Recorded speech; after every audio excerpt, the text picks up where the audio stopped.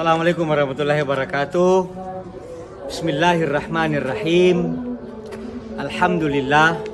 Wassalatu wassalamu ala rasulillah Sayyidina Muhammadin wa ala alihi wa sahbihi ajma'in, amma ba'd. Pemirsa, saya mau menuju ke masjid. Dan sebelumnya masih ada waktu ini barang 7 menit untuk menyapa sahabat-sahabatku sekalian. Dan suara masih mengaji. Mudah-mudahan suara ini menjadi penyebab kita akan mendapatkan ridho Allah Subhanahu wa Ta'ala. Karena saya mau ke masjid, saya mau bicara tentang kemuliaan masjid dan keutamaan sholat berjamaah. Apalagi kita yang laki-laki, tidak sempurna sholatnya kalau tanpa alasan, tanpa uzur, baru dia mendengarkan azan dari rumahnya dan dia tidak ke masjid. Karena itu saya mengajak, ayo kita menghidupkan masjid. Tentu kalau kondisi sudah normal, bukan lagi ada halangan seperti virus atau ada penyakit mewabah, ada hujan kencang, angin keras, hujan keras, angin kencang. Tapi kalau normal, maka mari kita berjamaah di masjid. Suatu hari ada seorang buta datang kepada Rasulullah Sallallahu Alaihi Wasallam. Orang buta ini berkata, "Ya Rasulullah, saya ini kan buta."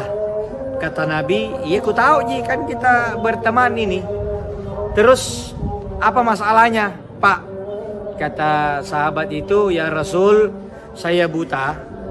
Boleh ndak saya tidak ke masjid berjamaah?"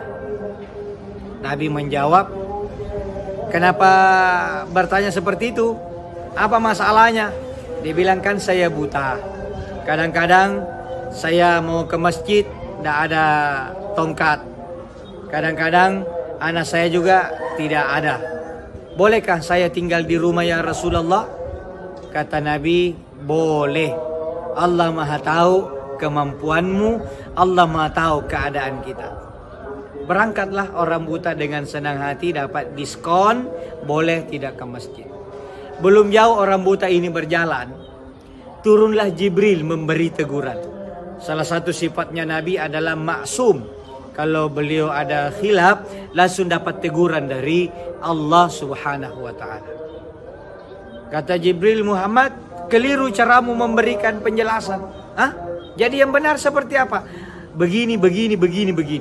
Jadi panggil kembali orang buta. Maka dipanggillah orang buta itu. Om.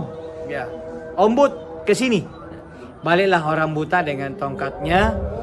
"Ada apa lagi ya Rasul?" Kata Nabi, "Tadi kan Om nanya, boleh ndak saya tidak ke masjid karena saya buta?" "Iya, tapi kan Nabi sudah jawab bahwa boleh. Makanya saya panggil lagi, ada perbaikan." "Ada apa ya Rasul?" Kata Nabi, "Om, kita mendengarkan suara azan di masjid." Marahlah orang buta itu, "Ya Rasulullah, saya ini buta tapi tidak tuli. Saya dengar azan di masjid, saya dengar qamat, saya dengar bahkan pintu saja dibuka saya dengar. Pendengaranku bagus ya Rasulullah." Kata Nabi, "Om, kalau Bapak dengar suara azan meskipun merangkak ke masjid." Pemirsa, orang buta jalannya susah, dibantu tongkat, mau minta diskon, mau minta dispensasi untuk tidak ke masjid. Kata Nabi, kalau dengar suara azan meskipun merangkak ke masjid. Jadi apa alasan tak? Boleh tidak ke masjid, syaratnya kalau tidak dengar. Jadi kalau Bapak tuli silakan. Tapi kalau pendengaran bagus, ayo deh kita penuhi masjid dengan sholat berjamaah. Ini bagi laki-laki. Kalau perempuan, itu lain lagi soalnya, boleh di rumah. Kata Nabi, seafdol-afdolnya sholat bagi wanita adalah di rumahnya, kalau perlu di dalam kamarnya. Tapi kalau dia mau ke masjid, janganlah engkau melarangnya. Jadi kalau perempuan mau ke masjid silakan. kecuali memang ada halangan. Hadis ini disukai oleh ibu-ibu yang kutu. Dia bagus ini karena lebih bagus di rumah sampai di kamar. Perlu diketahui bahwa Nabi ucapkan ini hadis di waktu itu Masjid Nabawi belum seluas sekarang. Jumlah umat Islam sudah ribuan, otomatis masjid dipenuhi oleh laki-laki, perempuannya di luar. Daripada ke masjid juga tidak dapat tempat, lebih bagus di rumah. Tapi coba lihat masjid-masjid kita di Indonesia, masjid di Makassar, kosong cuma 2-3 saf laki-laki. Kalau ada masjid laki-laki full, penuhi masjid itu, perempuannya makruh ke masjid. Tapi kalau kosong jadi belakang, silakan. Apa contohnya? Buktinya di Madinah, buktinya di Mekah. Perempuan ada tempat khusus di Nabawi, ada tempat khusus di Masjidil Haram. Jadi selama dia tidak mengganggu laki-laki, selama dia tidak mengambil jatahnya laki-laki, silahkan wanita-wanita ke masjid sepanjang hal-hal yang bisa mengganggu bisa dihadapi.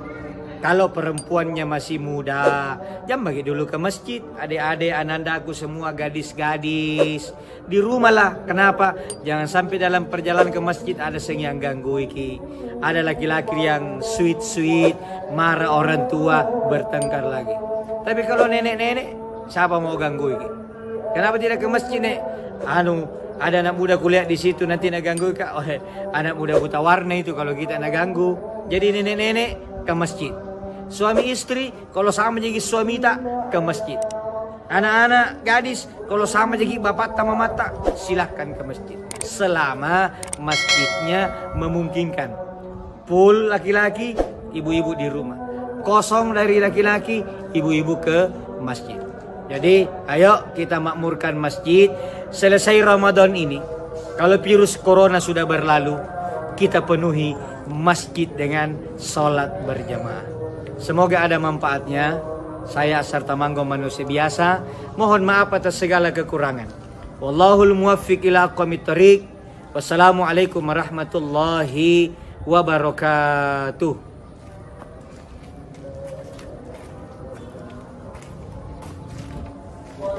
والسلام